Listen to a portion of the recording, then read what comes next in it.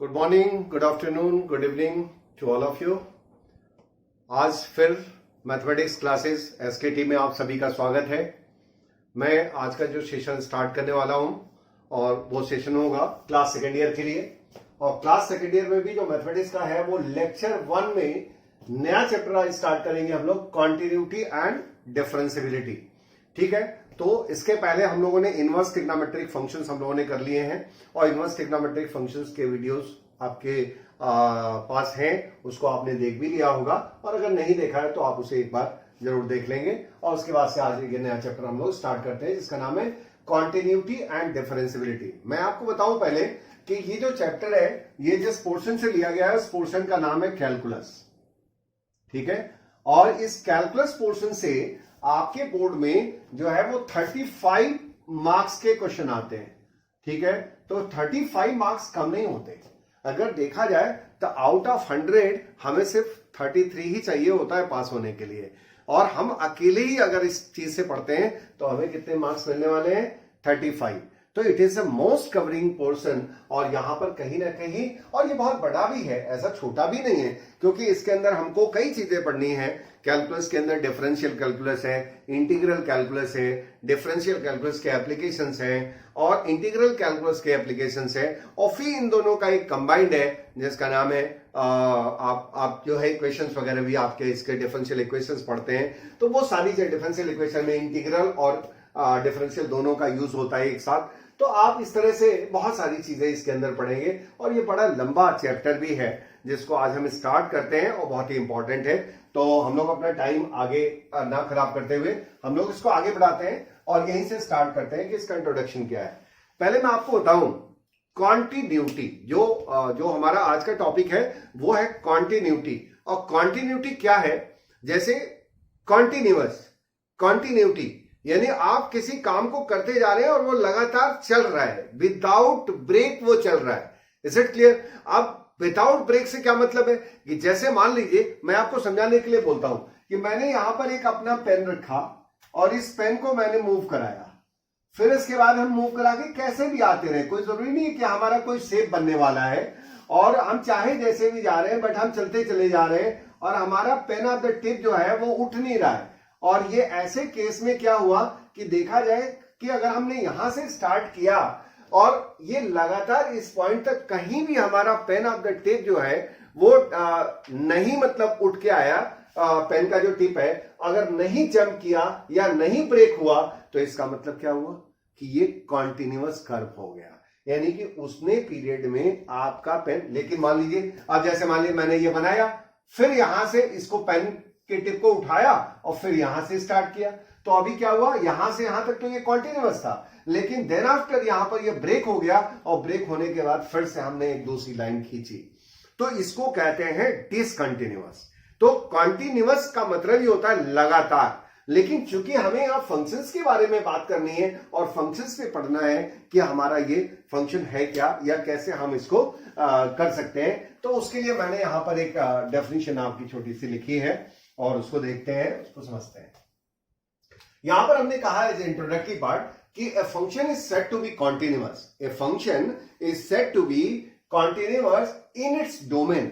Domain भी आपको समझ में आ रहा होगा। डोमेन का मतलब क्या होता है? जैसे आपने ठीक इसके पहले जो चैप्टर पढ़ा है उसमें सारी बातें डोमेन और रेंज पे बहुत ज्यादा की गई थी। जैसे सपोज दैट साइन फंक्शन था, तो साइन फंक्शन का जो डोमेन होता है वो रियल नंबर होता है और उसका जो रेंज होता है वो -1 से 1 होता है। तो ये that is called the domain. जो हम किसी भी फंक्शन में इनपुट करते हैं that is called the domain. और उस इनपुट जो होता है उसके लिए फंक्शन हमेशा defined value they, that is called domain. तो डोमेन जो है वो होना चाहिए, वो सबसे इंपॉर्टेंट फिनोमेना है। तो ये function is said to be continuous in its domain if its graph is a curve. उसका जो ग्राफ आएगा वो एक ऐसा कर्व होगा जो कि विदाउट ब्रेक होगा। कैसा होगा?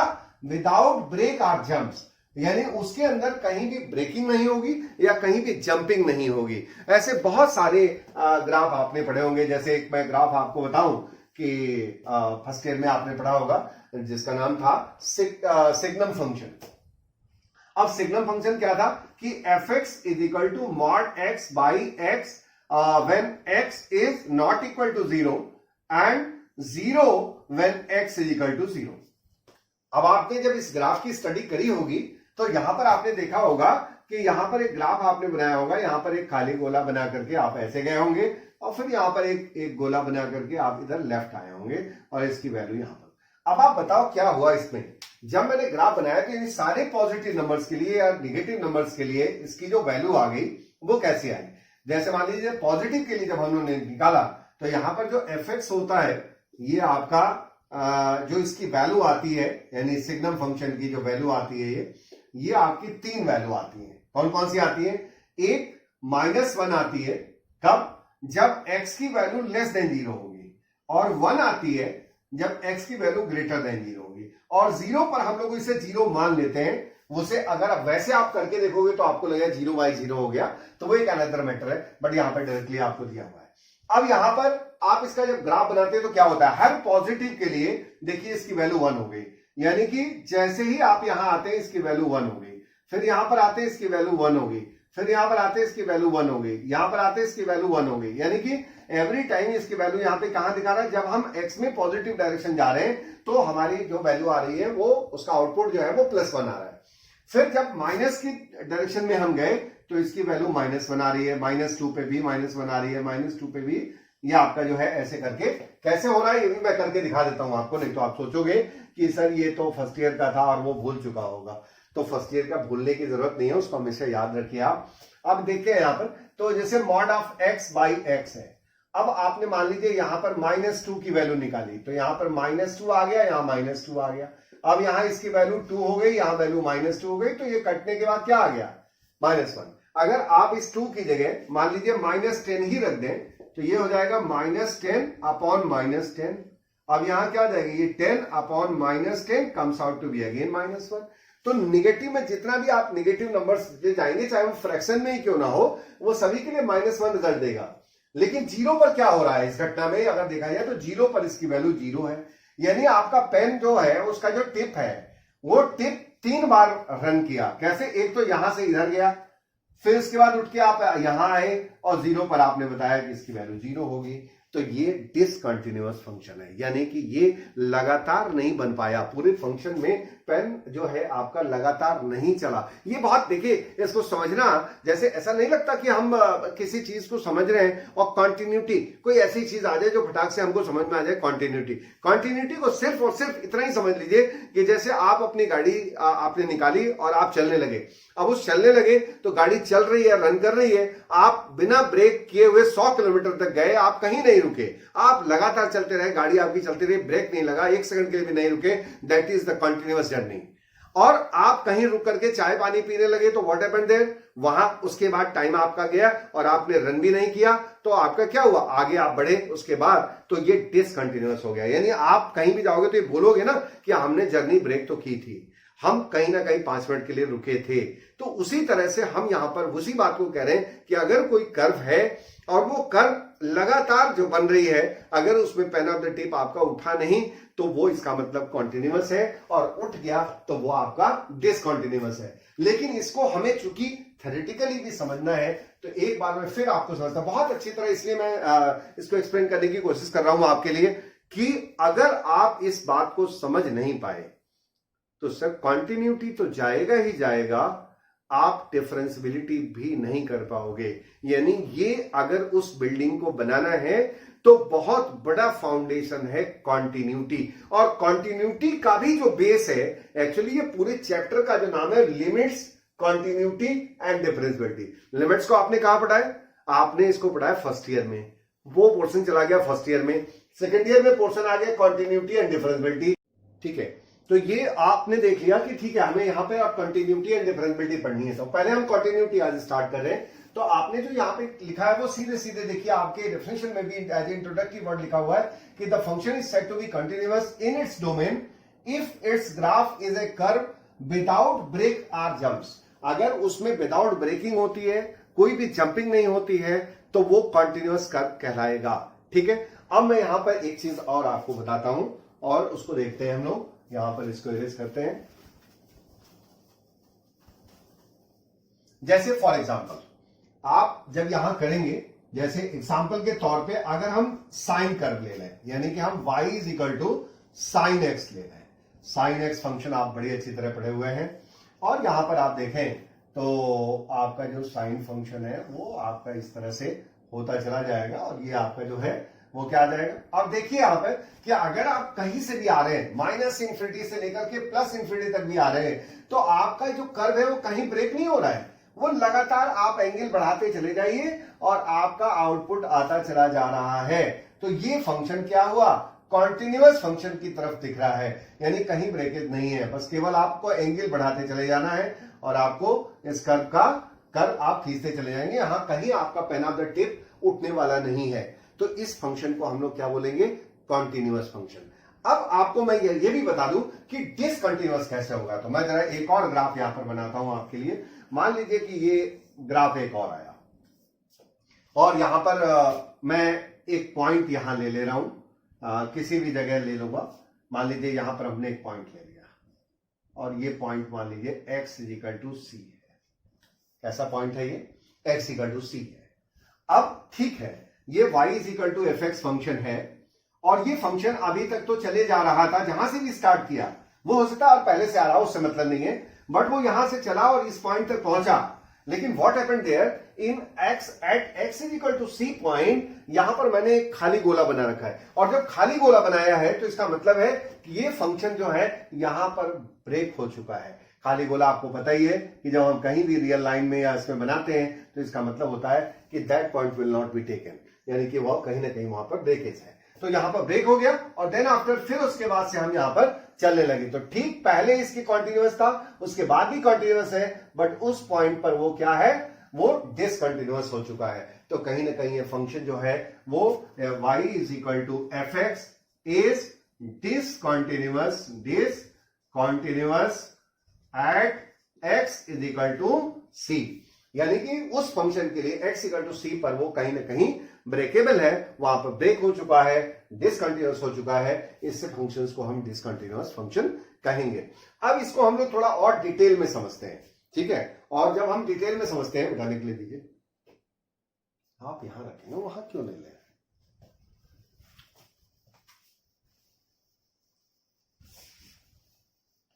ठीक है। हम यहां पर अगर बात करते हैं जैसे कॉन्टिन्यूटी एट ए पॉइंट, जैसे अब पूरे फंक्शन को समझा जाए कि किसी भी पॉइंट पर अगर कोई फंक्शन कॉन्टिन्यूअस है तो कैसे, क्या चीज ऐसा करेगी जिससे वो उसकी कॉन्टिन्यूटी शो होगी।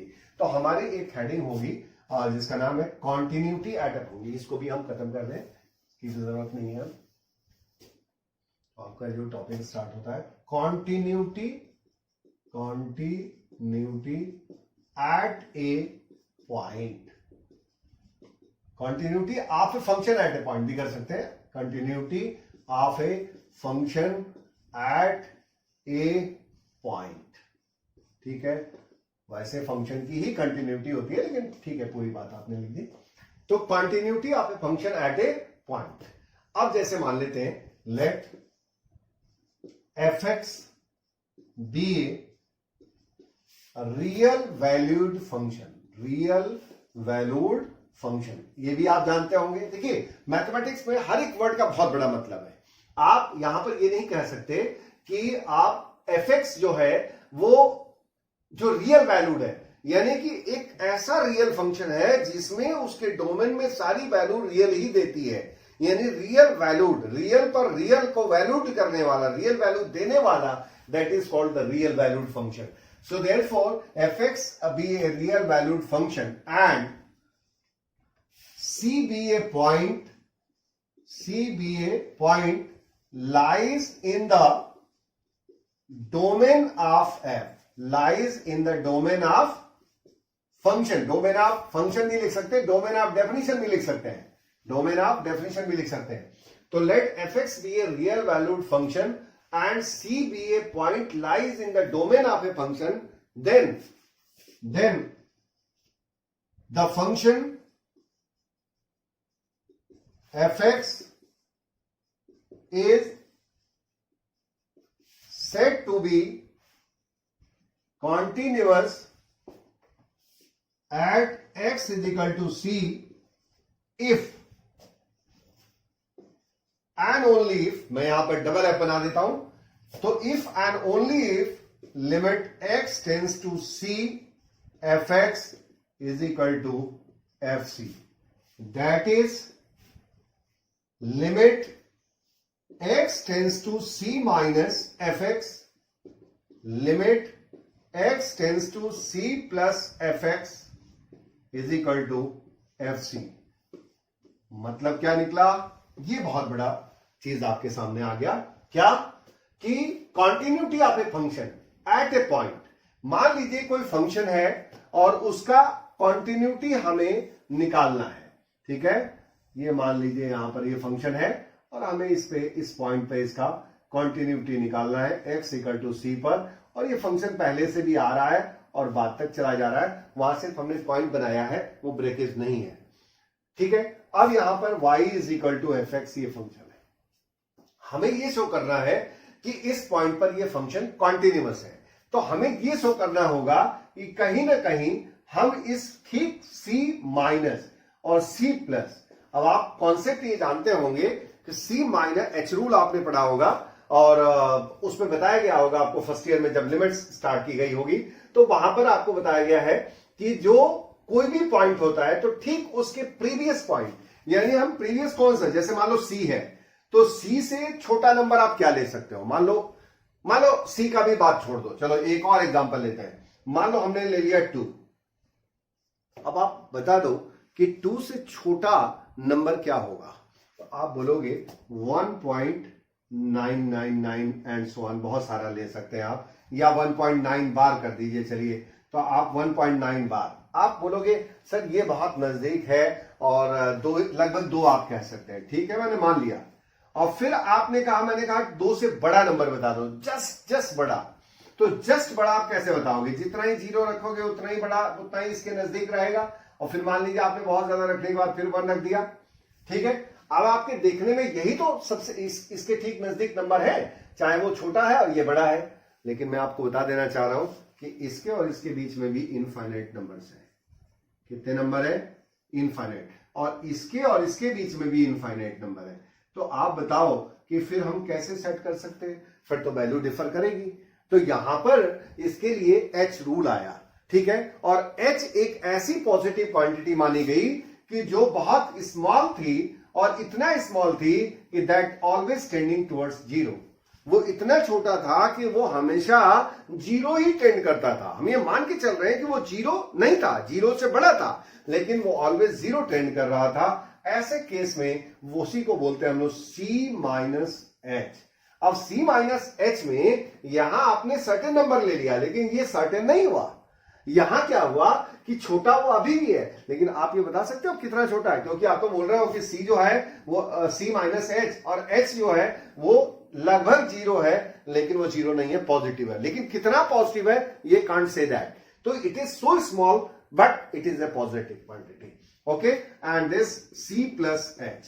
तो कहीं ना कहीं ये जो इंटरवल आप देख रहे हैं कि c माइनस एच और c प्लस एच, तो हमें ये देखना है कि c माइनस एच पर भी वही वैल्यू आनी चाहिए जो c प्लस एच पे आनी चाहिए। अगर c माइनस एच और c प्लस एच पर वैल्यू सेम है और वही वैल्यू c पर भी वही आ गई, तो हम कहेंगे कि वो फंक्शन कॉन्टिन्यूअस है। पॉइंट टू बी नोटेड, यही आपको ध्यान देना है, क्योंकि लोग समझ नहीं पाते कि सर ये होने क्या लगता है इसके अंदर। तो अक्सर जब हम क्लासेस वगैरह में भी पढ़ाते हैं तो वहां भी बच्चों का ये चीज रहता है, सर हम याद तो कर ले रहे बट वो चीज समझ में नहीं आ रही। समझ में क्यों नहीं आ रही? क्योंकि वो इस चीज को सोचते नहीं है कि ये हुआ क्या। बस आपको इतना ही ध्यान रखना है। जैसे मान लो आप यहां से कहीं जा रहे हो और सपोज दैट कि आप दिल्ली से और दिल्ली के ही अपने किसी दूसरे रिलेटिव के यहां जा रहे हैं। अब वहां बीच में कोई ऐसा स्टेशन पड़ा जहां आपको पेट्रोल लेना था, ठीक है, बट पेट्रोल लेना था तो वो पेट्रोल वाला जो पॉइंट हो गया दैट पॉइंट इज सी, मान लीजिए। अब हमें ये दिखाना है कि हमने पेट्रोल लिया नहीं, पेट्रोल टंकी तो पड़ी बट हम चले गए। यानी ठीक उसके पहले भी हम चल रहे थे, ठीक उसके बाद भी चल रहे थे, उस पॉइंट पर भी हम चल रहे थे, यानी हमने जर्नी को ब्रेक नहीं किया। दैट इज वाई अब यहां पर क्या हुआ कि c माइनस और c प्लस। तो सबसे पहले हम देखते हैं, यहां पर देखिए जो फंक्शन है उसका c माइनस यानी कि c से थोड़ा कम, स्लाइट कम पर उसकी वैल्यू, और c प्लस पर उसकी वैल्यू, ये दोनों आपस से पहले तो बराबर होनी चाहिए। इसको बोलते हैं लिमिट एग्जिस्टेंस। क्या बोलते हैं इसको? Limit existence. और ये वैल्यू जब c के बराबर वाली वैल्यू के बराबर भी आ जाती है यानी सी रखने पर भी वही वैल्यू आती है।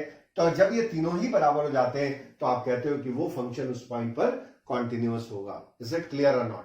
तो यही चीज आपको बस ध्यान देनी है, बाकी कोई प्रॉब्लम नहीं है। अब यहां पर एक चीज और बताते चले, अदरवाइज इसमें से कहीं भी कोई भी एक डिस्प्लीट डिस्क ब्रेक हो गया, जैसे मान लीजिए ये दोनों आपस में बराबर नहीं हुए, या ये इसके बराबर नहीं हुआ, या ये इसके बराबर नहीं हुआ, तो कोई भी अगर एक भी अगर फेलियर होगा तो वो डिसकंटिन्यूअस फंक्शन होगा। यानी कॉन्टिन्यूटी के लिए आपके तीनों केसेस आपस में बराबर होने चाहिए, और जब तीनों केसेस आपस में बराबर होंगे तो ये हम कह सकते हैं कि ये फंक्शन कॉन्टिन्यूअस होगा। तो इस बात का बहुत ही ज्यादा ध्यान आपको रखना है। यहां पर मैं अलजेब्रा थोड़ी सी एक बता दूं, और उसके बाद से फिर हम लोग इस पर एग्जांपल्स कर लेंगे, और जब एग्जांपल करेंगे तो आपको समझ में आना शुरू हो जाएगा। एक अलजेब्रा करते हैं इसमें, algebra of continuous functions. Continuous functions, अब यहां पर देखिए क्या है, let f and g be two real functions. कैसे फंक्शन है ये? देखिए हमारे जो कोर्स में है, जो 12th का जो कोर्स है वो रियल फंक्शंस के लिए ही बना है। तो आपको जब भी कहीं भी लिखना होगा फंक्शन को, तो आप हमेशा क्या लिखोगे कि वो रियल फंक्शन। तो F and g be the two real functions and defined in the common domain, let C be a point lies in the domain of F and G, ऐसे भी लिख सकते हो। देन पहला पॉइंट इसमें क्या होगा वो देखिए।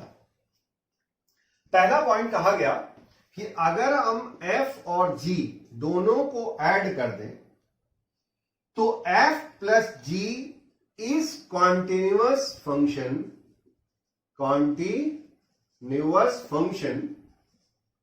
Eight x is equal to C। Point to be noted कि अगर आपने कहा कि F और G दो कॉन्टिन्यूअस फंक्शंस हैं, और दो कॉन्टिन्यूअस फंक्शंस को आपने आपस में ऐड कर दिया, तो भी जो वो फंक्शन होगा वो उस पॉइंट पर कॉन्टिन्यूअस होगा, क्योंकि दो चलती हुई चीजें हैं और वो कॉन्टिन्यूअस है, तो उनका एडिशन भी कॉन्टिन्यूअस होगा। ये अलजेब्रा है।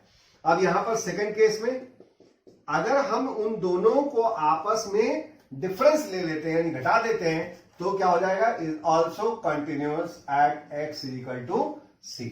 फिर यहां पर तीसरा पॉइंट क्या जनरेट हो जाता है वो भी देख लेते हैं। तीसरे पॉइंट में कहा गया कि F into g is continuous at x is equal to c. चौथे पॉइंट में देखते हैं 1 upon F is continuous at x is equal to c provided FC should not be 0। क्या होना चाहिए कि अगर हम 1 अपॉन एफ ले रहे हैं, तो आपको अच्छी तरह पता है कि अगर कोई फंक्शन हम रिवर्स में लेते हैं या इनवर्स फंक्शन लेते हैं, और इनवर्स फंक्शन में अगर कहीं उसकी वैल्यू इंफिनिटी हो जाए तो फिर दिक्कत वाली बात है। तो 1 अपॉन एफ, और मान लो जिस पॉइंट पर हम कॉन्टिन्यूअस दिखा रहे हैं उस पॉइंट पर उसकी वैल्यू हो रही है 0, तो 0 हो रही है, तो 1 अपॉन 0 क्या हो जाएगा? अनडिफाइंड।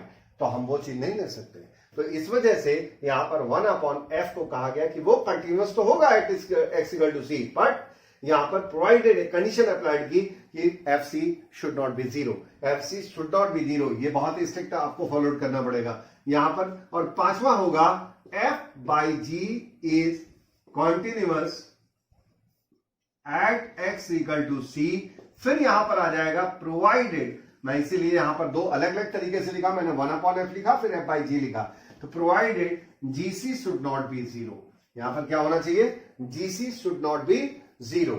और यहां पर एक और पॉइंट हम लिख लेते हैं कि अगर मान लो अल्फा, वहां पर हम लिख देंगे अल्फा कोई पॉजिटिव स्केलर है या स्केलर है कुछ भी है, तो alpha f is continuous at x is equal to c, where alpha is any scalar, you can say कि यहां पर वो कोई अनदर स्केलर है। तो ये आपकी अलजेब्रा हो गई, यानी कि दो कॉन्टिन्यूअस फंक्शंस को अगर आपने लिया है तो उनका एडिशन, उनका सब्ट्रैक्शन, उनका मल्टीप्लिकेशन, उनका डिवीजन, उसके साथ कोई स्केलर मल्टीप्लिकेशन या उसको इन्वर्स किया जाए तो भी वो फंक्शन कॉन्टिन्यूअस होता है। तो ये सारी बातें आपके सामने आ गई, यानी फंक्शन को समझ लिया आपने कि फंक्शन कॉन्टिन्यूअस कैसे होता है, फिर आपने समझ लिया कि उसकी अलजेब्रा क्या है। लेकिन ऐसा नहीं है कि सिर्फ और सिर्फ, मैं यहां पर और आता हूं, और केवल वो पॉइंट पर ही कॉन्टिन्यूअस होता है, ऐसा नहीं है। अगर कोई फंक्शन है तो वो किसी इंटरवल में भी कंटिन्यूअस हो सकता है। अब इंटरवल कैसे होता है कि जैसे मान लीजिए कि यहां पर मैंने कहा ये इंटरवल है। इंटरवल का मतलब होता है जैसे मान लिया आपने, वो क्लोज भी हो सकता है, ओपन भी हो सकता है, तो ए बी, तो इसका मतलब ये हुआ कि अगर हम इसको रियल नंबर लाइन पर बात करें तो यहां पर ये हो जाएगा ए, ये, और ये हो जाएगा यहां पर बी, तो ये हो जाएगा x equal to a, x equal to b. तो यहां पर आपका आ गया ए बी, यानी कि हमको ऐसी सारी वैल्यू लेनी है जो ए है या ए से बड़ी है, बी है या बी से छोटी है। तो इसका मतलब होता है ए बी क्लोज इंटरवल। तो अब हम यहां पर एक चीज और डिफाइन करेंगे जिसका नाम होगा continuity in an interval. Continuity in an interval, continuity in an interval. अब यहां पर हम मान लेते हैं let f x be a real valued function defined in a closed interval a b, then function f x, ऐसे लिखिए, function f x a said to be continuous if, अब इसमें पहला कंडीशन अप्लाई हो जाएगा। ये बहुत इंपॉर्टेंट फिनोमेना चल रहा है, इसको बहुत ध्यान से समझिएगा बेटा। और ये लेक्चर इतना ज्यादा इंपॉर्टेंट है कि अगर आपको ये 35 नंबर लेने हैं तो आपको इस जो लेक्चर को बहुत ही ध्यान से समझना पड़ेगा, बार बार समझना पड़ेगा। और जब जितना ही अच्छा आपको समझ में आ जाएगा, आपके लिए आगे बिल्डिंग बनाना बहुत आसान हो जाएगा और बहुत आसानी से आप चीजों को समझना और करना शुरू कर देंगे। तो यहां पर पहला हो जाएगा कि let f x be a real valued function defined in a closed interval a b, then the function f x is said to be continuous if, अब देखिए कंटिन्यूटी हमें दिखानी थी, तो limit x tends to a plus f x is equal to f a. यानी हमें क्या करना है, वो फंक्शन ए पर तो डिफाइन ही होना चाहिए, ए के राइट में डिफाइन होना चाहिए, क्योंकि इंटरवल हो गया ना। तो इंटरवल में हमें जो है वो क्या है, ए के राइट जाना है, ए पर भी रहना है और ए के राइट भी रहना है। तो ए पर भी वैल्यू आनी चाहिए और उसके राइट भी डिफाइन हो गया। एंड सेकेंड, अब सेकेंड केस में क्या आ जाएगा कि limit x tends to b minus f x, और इसकी वैल्यू हो जाएगी एफ बी। अगर ये दोनों कंडीशन एक साथ फुलफिल होती हैं तो आप कह सकते हो कि ये फंक्शन जो है उस इंटरवल में कॉन्टिन्यूअस है। Is that clear? तो यहां तक मुझे लगता है कि आप इसका एक बार स्क्रीनशॉट ले लीजिए और इसको आप तब तक कॉपी पर नोट कर लेंगे। ठीक है, तो आपने इसमें इसका स्क्रीनशॉट आपने ले लिया होगा और यहां मैंने आपके लिए 3 क्वेश्चन लिख दिए हैं और इन तीनों को बारी बारी से समझते हैं कि कॉन्टिन्यूटी हम कैसे प्रूव करते हैं या कॉन्टिन्यूटी को कैसे शो करते हैं। तो पहला क्वेश्चन पे आते हैं। फर्स्ट क्वेश्चन हमारा है, so that the function f x is given by this effect x into sin 1 by x, x not equal to 0 and 0 when x equal to 0 is a continuous function। ये already continuous है, उसी बात को हमें show करना है। तो continuous अगर है तो जिस पॉइंट पर कॉन्टिन्यूटी हमें दिखानी है, तो कॉन्टिन्यूटी एट ए पॉइंट, यानी यहां पर 0 है और 0 पर हमें इसकी left hand limit, right hand limit और value of the function at point x equal to 0। तो अगर ये तीनों बराबर हो जाएंगे तो हम कहेंगे कि ये फंक्शन कॉन्टिन्यूअस है। तो इसका सोल्यूशन देखते हैं हम यहां पर। और ये आपका जो है वहां पर जो फंक्शन है वो मैं दोबारा नहीं लिख रहा हूं, यहां लिखा हुआ है, मैं इसका सिर्फ सोल्यूशन करता हूं। तो हमें दिखाना क्या है, तो सबसे पहले हम निकालेंगे यहां पर लेफ्ट हैंड लिमिट, इसको बोलते हैं left hand limit at x is equal to 0। ध्यान से समझिएगा, और आपको ऐसे ही लिखना है, आपको किसी भी दूसरे तरीके से नहीं लिखना है, और ये सबसे इजीएस्ट मेथड होगा जो मैं आपको बताने जा रहा हूं।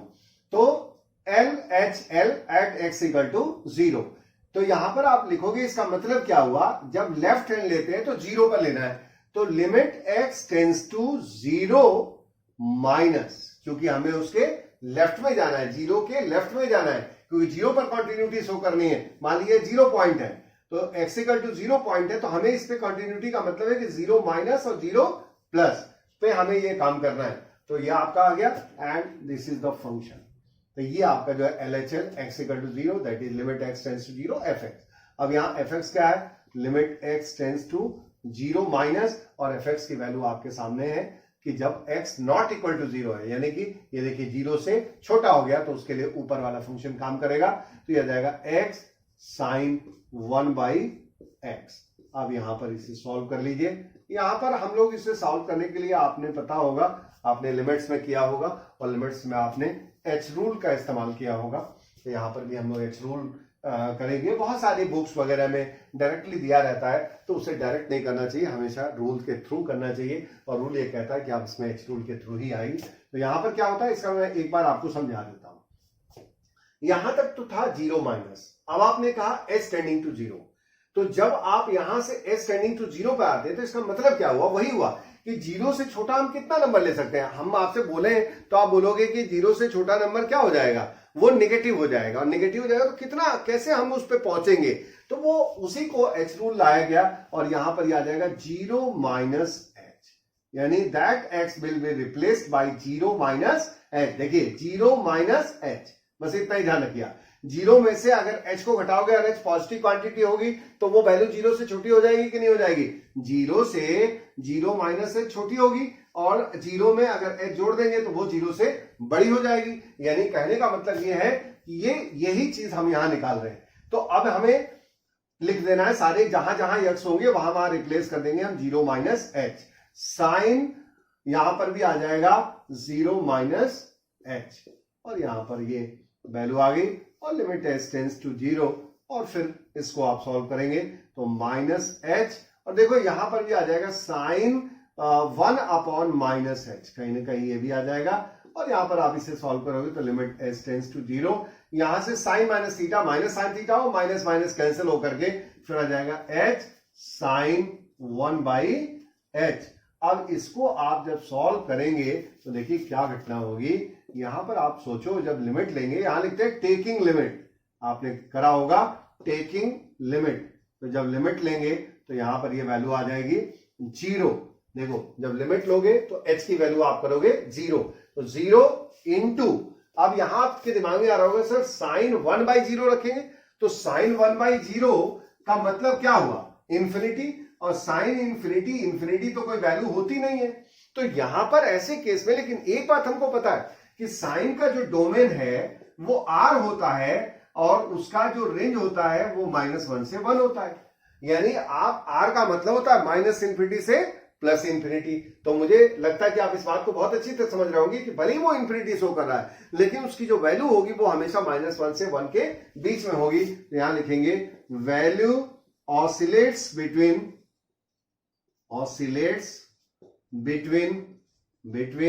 -1 and 1,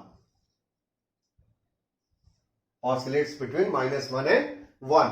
तो ये आपका जो है यहां पर अब आ गया, और -1 से 1 की वैल्यू अगर 0 से मल्टीप्लाइड होगी तो यहां पर रिजल्ट क्या आ जाएगा, 0। तो आपका जो लेफ्ट हैंड लिमिट आया वो क्या आ गया, 0। अब सिमिलरली राइट हैंड लिमिट निकाल लेंगे at x equal to 0। Same condition, अब आपको समझने में ज्यादा दिक्कत नहीं होगी, x टेंस टू 0 प्लस, और 0 प्लस पर ये फंक्शन आ गया, यहां पर जाएगा limit x tends to 0 plus, और 0 प्लस के लिए जो है आपका x और साइन 1/x, ये आ गया आपका।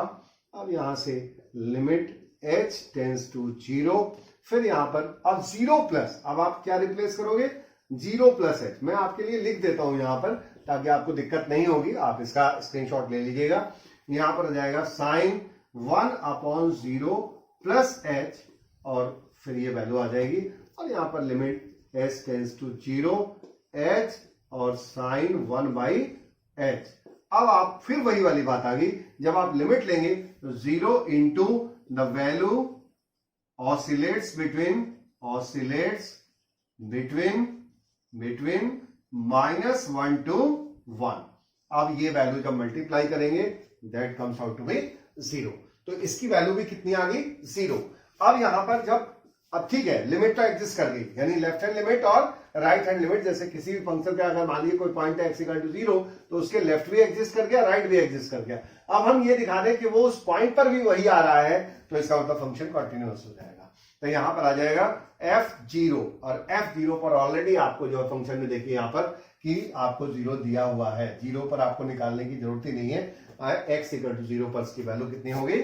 0। तो इस तरह से देयरफॉर आप लिख सकते हैं left hand limit at x equal to 0 is equal to right hand limit at x equal to 0, ठीक है, and is equal to f0, hence the function is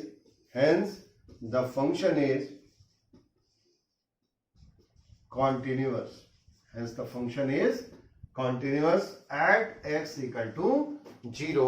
ये आपका जो है यहां पर आपका आ जाएगा, और आप इसको एक बार स्क्रीनशॉट इसका ले लीजिए ताकि आप इसका सॉल्यूशन कंप्लीटली कर लेंगे। तो ये आ गया क्वेश्चन नंबर 1। ओके, मुझे लगता है कि आपने इसको कर लिया होगा। फिर हम लोग चलते हैं क्वेश्चन नंबर 2 की तरफ।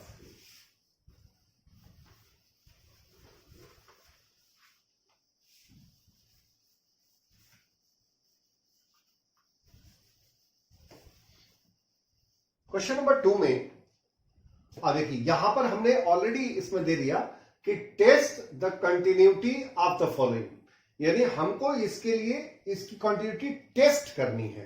तो टेस्ट करने का मतलब यह हो गया कि हमको नहीं पता है कि वो कॉन्टिन्यूअस है या वो डिसकंटिन्यूअस है, यानी हम चेक करके बताएंगे कि वो कॉन्टिन्यूअस है या डिसकंटिन्यूअस है। तो हम यहां देखते हैं, तो इसका सोल्यूशन नंबर 2 देखिए आप। सोल्यूशन नंबर 2 में आप जब जाएंगे तो वहां पर वही लेफ्ट हैंड लिमिट, तो left hand limit at x is equal to 0। अब आपका जो पॉइंट होगा जिसके अराउंड में दिया रहता है उसी पॉइंट पर हम फाइंड करते हैं। तो ये आपका x इक्वल टू 0, और ये जो वैल्यू आ जाएगी वो आ जाएगी limit x tends to 0 minus, और 0 माइनस के लिए आपका जो फंक्शन काम करेगा वो mod of x upon x, ये आपका आ जाएगा, और यहां वैल्यू आ गई। जब आप इसे फिर h रूल में ले जाएंगे तो ये क्या हो जाएगा? Limit h tends to 0। ध्यान दीजिएगा, तो जब h टेंस टू 0 करेंगे तो जहां जहां x होगा वो आपको बस को याद रखना है कि जब हम h रूल में आते हैं तो जो यहां माइनस होता है जितना भी वैल्यू का उतने में से h घटा देते हैं, और जहां जहां x होगा उसी में करेंगे सिर्फ। तो 0 minus h upon minus h। अब यहां क्या आ जाएगा? Limit h tends to 0। और आप बताओ कि अगर ये मॉड के अंदर नेगेटिव हो भी जाए तो कोई फर्क पड़ेगा क्या? नहीं ना, तो ये वैल्यू हो जाएगी पॉजिटिव, ठीक है ना। तो लिमिट h टेंस टू 0, तो ये वैल्यू क्या हो गई? h, और ये क्या हो गई? Minus h। h और h कैंसिल आउट, यहां पर क्या हो गया? लिमिट h टेंस टू 0 -1, और जब -1 में कहीं h है ही नहीं तो h की लिमिट एग्जिस्ट ही नहीं करेगी, यानी इसकी वैल्यू हो गई -1। Is it clear? यहाँ h का तो कोई डिपेंडेंस है नहीं, तो डायरेक्टली वही वैल्यू हो। कांस्टेंट का कोई लिमिट नहीं होता, कांस्टेंट सीधे वही हो जाता है। अब आपका इसी तरह से फिर right hand limit at x equal to 0। अब जब राइट के लिए आप निकालोगे तो क्या हो जाएगा? फंक्शन तो वही काम करेगा, तो limit x tends to 0 plus mod of x by x। अब यहां क्या आ जाएगा? लिमिट h टेंस टू 0, और यहां पर आप बात करें तो वही चीज 0 plus h mod upon h। अब मुझे लगता है बहुत शॉर्ट में भी आप कर सकते हैं, कोई दिक्कत नहीं। अब आपको समझ में आ गया होगा, ये पॉजिटिव बच गया, ये पॉजिटिव बच गया, तो यहां पर क्या आ जाएगा? लिमिट h टेंस टू 0, और यहां पर ये h अपॉन h, और अब आपका जो है h और h कैंसिल होकर के आ जाएगा लिमिट h टेंस टू 0 1, और फिर इसकी वैल्यू फाइनली 1 आ गई। ठीक है, अब आप एक चीज देख लो, आगे हम निकालें या ना निकालें, क्योंकि लेफ्ट हैंड लिमिट और राइट हैंड लिमिट दोनों कर गए डिफर। तो जब डिफर कर गए यानी कि दोनों बराबर नहीं हुए, तो वहां पे फंक्शन एग्जिस्ट ही नहीं किया, और जब फंक्शन एग्जिस्ट ही नहीं करेगा तो कंटिन्यूअस कैसे होगा? कोई चीज एग्जिस्ट ही नहीं कर रहा है तो उसकी कंटिन्यूअस होने का क्या सवाल बनता है? तो हम वहां पर निकाल भी लें, अगर मान लीजिए अगर हमने, ठीक है, अगर f0 पर इसकी वैल्यू निकाल भी लें तो 0 पर इसकी वैल्यू 1 आ रही है। तो यहां पर आप लिखेंगे since left hand limit at x is equal to 0 is not equal to right hand limit at x equal to 0. Hence, function is not continuous at x equal to 0. तो ये फंक्शन कहीं ना कहीं अब डिसकंटिन्यूअस हो चुका है x equal to 0 पर। एक क्वेश्चन और है आपके लिए, और ये इसको करने में फिर आपका टाइम बहुत ज्यादा लंबा होगा, तो मैं इसको आपको देता हूं, आप इसमें खुद ट्राई करना, और जो नेक्स्ट वीडियो आएगा उसमें मैं इस क्वेश्चन को पहले डिस्क्राइब करूंगा, then after I will proceed on. Okay, तो आज का सेशन यहीं पर एंड करते हैं। मुझे उम्मीद है कि आप इसको बहुत अच्छी तरह समझेंगे, और समझने के बाद आप इसको जो भी कमेंट होगा वो हमें आप रिव्यू के थ्रू दे देंगे। Okay, thank you.